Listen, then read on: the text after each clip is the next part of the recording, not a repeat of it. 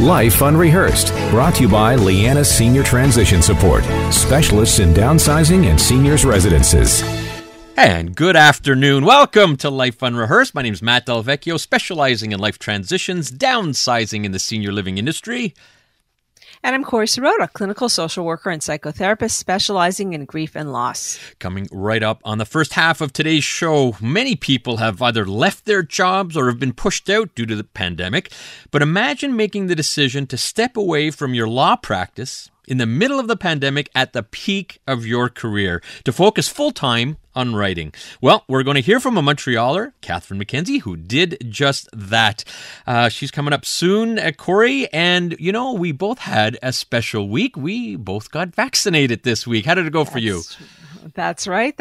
Very, it's very emotional. It is. I didn't think I was going to be as emotional as I was, but as soon as the premier announced 55 and up, okay, now you all know how old I am, I started crying.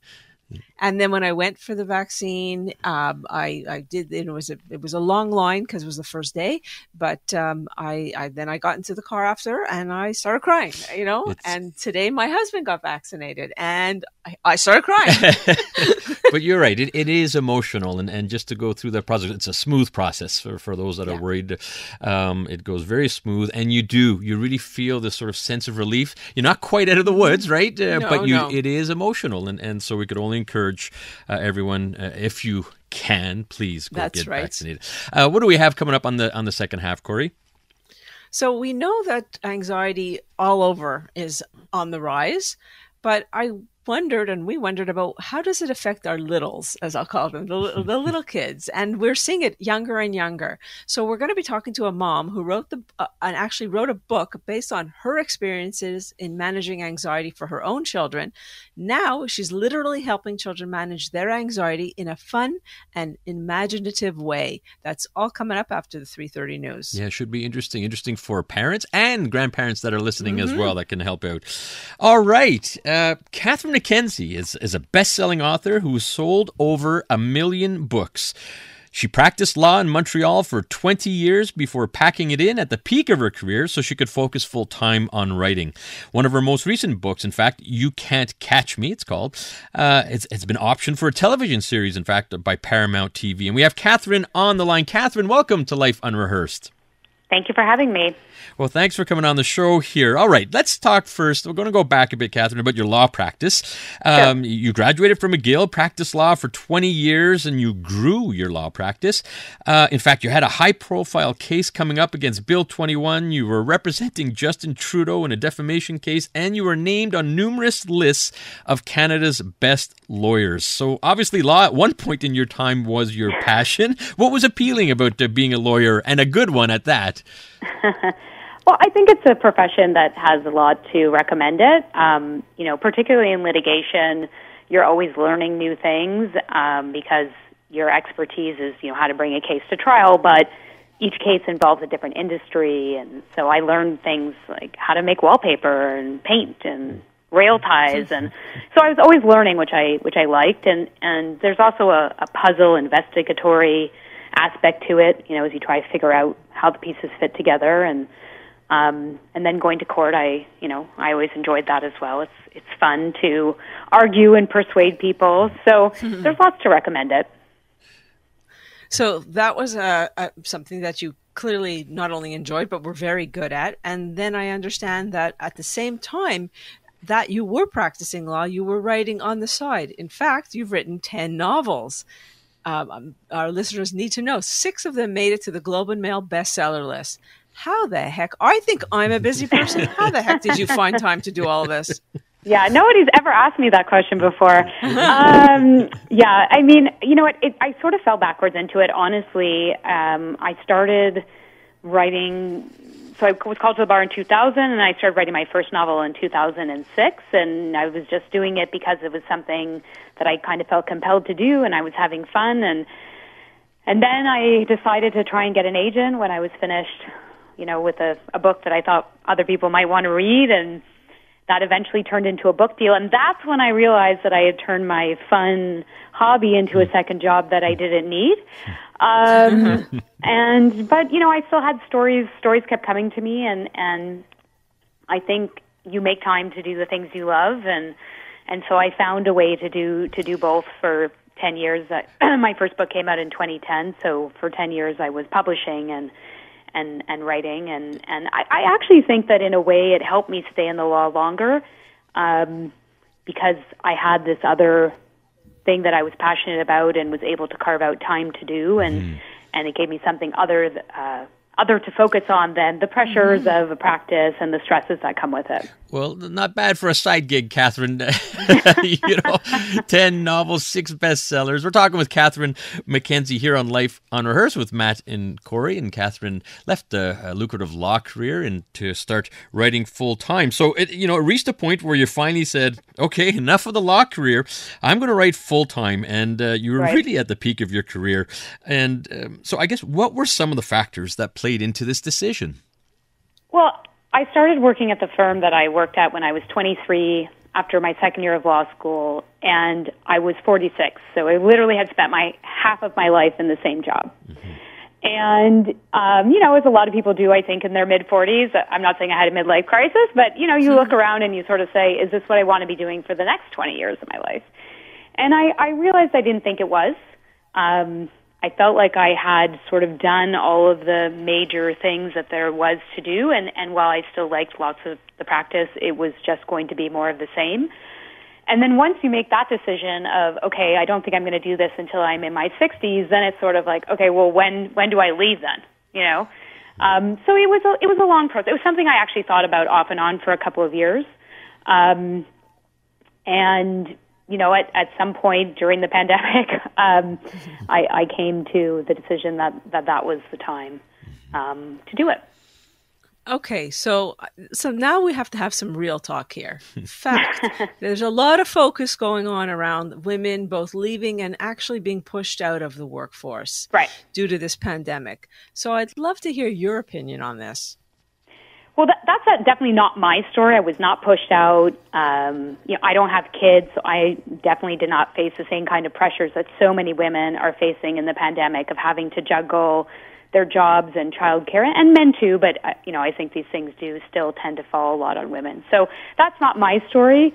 I was lucky to be able to make the choice for myself, and because I'd had these 2 successful, lucrative careers, to have the financial security to do that. That's really not a lot of people's stories. But it's definitely an important story. I mean, I've seen different statistics that women are maybe being put back 30 years in the workforce because of the pandemic. The wage gap is already a problem, and it's just going to be worse. So it's really been a very, very difficult impact on, I would say, families with children from that perspective. I think if you don't have kids, I'm not saying that women aren't still mistreated in many professions, including the law, but I don't know that the pandemic affected them specifically. But definitely if you had kids, and particularly school-age children, I honestly, I don't know how people did it. I don't know how they were teachers and doing their job at the same time. And many of them just said, forget it, it's not worth it, and I can't blame them. Yeah, and how they did it and how they are still doing it. Yeah, and how they're still doing it 100%. Yep. Catherine McKenzie, best-selling author who left her law practice recently and now doing it full-time. Catherine, as I was listening to you about your life story in mid-40s, I was ringing a bell to my own personal situation where I was in corporate world for a good 25, 26 years. And in my mid-40s, same thing as you. Okay, am I going to be doing this the rest of my life? And I took the plunge at 49 years old and started my own company as well. And I know you were mentioning, mental health has played a role in your decision as part of one of the factors. And many people, definitely, I think, are suffering from mental health issues, some minor, some major, especially as this pandemic drags on. So can you give some advice to provide those that are having a challenging time these days? Yeah, I mean, I can only speak from my own experience. I've suffered from anxiety and depression off and on for, most of my life. But what I thought was interesting is, I think in the first couple of months of the pandemic, I remember reading an article that had looked at people's anxiety levels and people who had anxiety and how they were coping. And 30% of people were doing better, a third were doing the same, and a third were doing worse. And I think for myself, I actually fell into the doing better category, in part because I now had time to exercise, every day.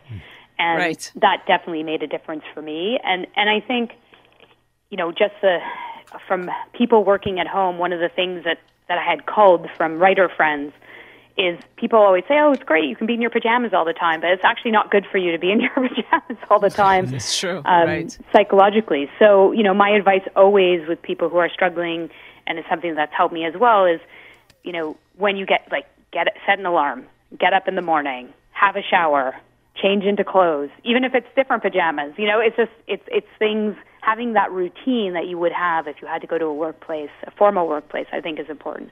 And going outside every day, even though sometimes outside is a little scary, including maybe right now in Montreal, but I think it's important, to take some time for yourself. And I think one of the real downsides of working from home is that could mean you're always at work, right? If your work is at home, then there's no escape. And it's really important to create boundaries and to say, no, I'm not going to take that call at 8 p.m. at night or answer that email, I've got to impose some boundaries here and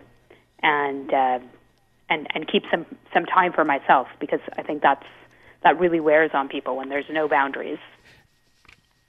Well, recognizing that is a major piece of understanding it and then addressing it. So we're going to have to take a quick traffic update, but we want to talk to you obviously a lot more about what your new career has looked like. You have a new book called Spin. It was first bestseller, and it came out bestseller in 2 weeks. That's insane. Congratulations. So we want to hear about the day you found out that it became a bestseller and how it impacted your career. But Life Unrehearsed, brought to you by Flora-Lee Senior Residences. Always there for you. Safe, reassuring, and comforting. We call it home.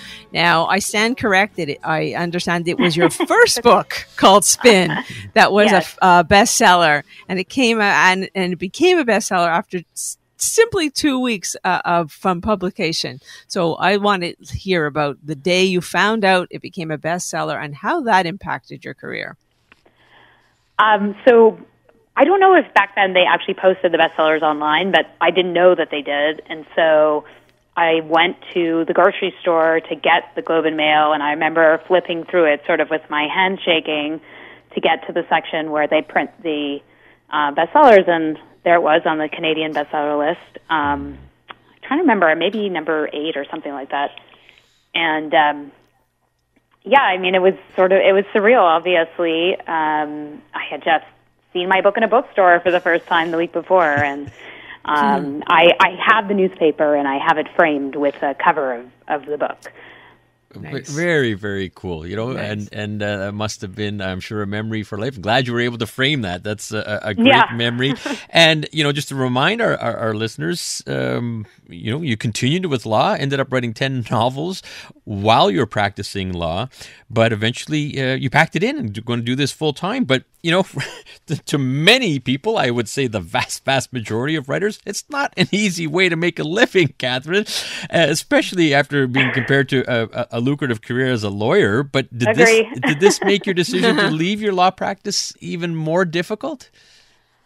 I mean, definitely there's 100% one of the reasons, not the main reason, but one of the reasons that I did stay practicing, even though I had success in my book life, is that, you know, the arts in general and book publishing, it's, you know, you can do great on one book and then never publish again. You know, it's not a guarantee, and I'm lucky to still be able to be published. And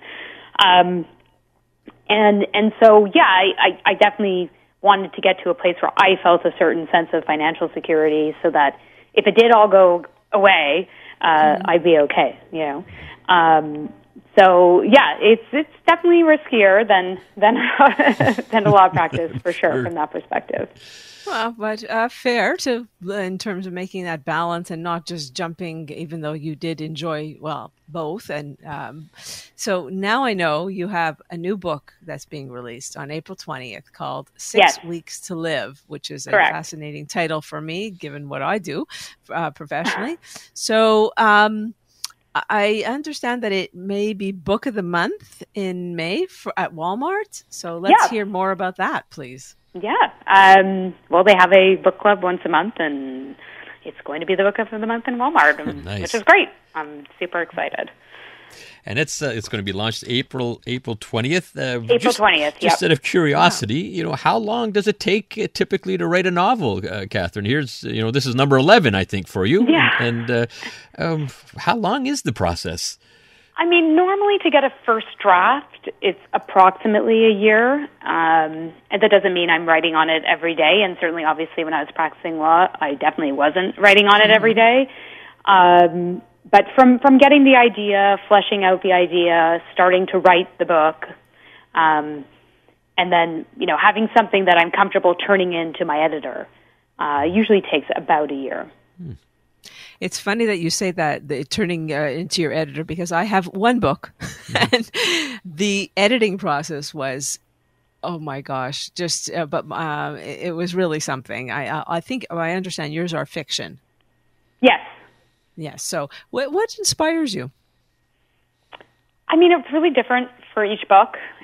But what I'm always looking for, because I spend a year doing the first draft, and then I have to go through the editing process, and in the end, you end up working on a book. Even if you have a book a year, you're actually working on that book off and on for at least 2 years, and you've read it more times than you want to, because by the end, there are no surprises, right? I'm not shocked by anything that happens on the 10th time that I read my own book that I wrote. So I'm really looking for an idea that sticks with me, and that I'm going to be excited to spend that time with for the next 2 years. Because if I'm not going to be interested in it, well, first of all, it's going to be difficult to write it, but then I don't think readers are going to be interested in it either. So ideas come from very different places. For 6 Weeks to Live, which is about a woman who discovers that she has 6 weeks to live, but also that she was poisoned a year earlier, and then decides to figure out who poisoned her before she dies. So sort of like the movie DOA. Wow.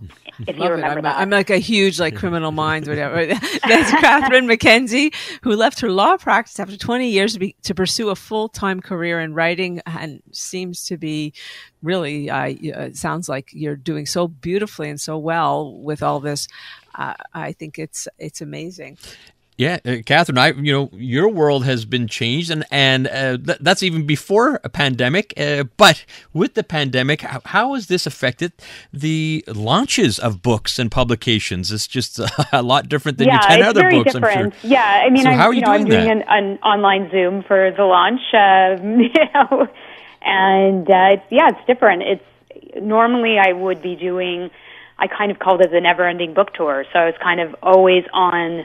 Probably once a month, I would travel somewhere to a book festival or a writer's conference or something like that to teach writing, to sell books, to give seminars. And, that was my life for, the last 10 years. And obviously that is not the case now. So I have a bunch of online events scheduled. Paragraph is the bookseller for my launch, and they're going to have signed copies of the book. For people who want to go there or get curbside pickup. And I have the book is actually set in Surrey, BC, so I have some, again, online events set in British Columbia. And it comes out in the U.S. on the 4th of May, so I have a bunch of events in the U.S. too. But yeah, it's very different. But in the sense that there's no physical party, and I'll be alone in my party dress with my champagne. But I am going to put on a party dress, and I am going to have some champagne, and you have to celebrate. It's so easy to let pandemic, or not pandemic, but to let achievements go by without marking them. And it's definitely part of my personality to do that, was like, what's next, as opposed to sort of being like, wow, this is happening, this is awesome. And so I am going to try and take some time on the 20th of April to say, this is happening, this is awesome. As you should, and well deserved. Quick question. I don't know if you're allowed to tell us, but are your novels based on anybody real? No. And I answer. think she's just going with that answer and sticking with it. I mean, come on, guys. I've actually already written 12 novels, right? Because I've written, my life is not that interesting. So, Well, Catherine, it's so great to have you here with us. We want to wish you the best of success, and thanks for taking a little time with us. Thanks so much for having me, and congratulations on getting your vaccine. And everybody should get vaccinated as soon as they possibly can. Absolutely. All right. Thank you. That's Catherine McKenzie. Her new book is coming out April 20th. It's called 6 Weeks to Live. Should be a fantastic publication. I hope you reached your 7th bestseller, Catherine. All right, Corrie, what do we have coming up on the second half of the show? We're going to hear from a mom who wrote a book based on her own experiences in helping her children manage their anxiety. She's literally helping children manage their anxiety in a fun and imaginative way.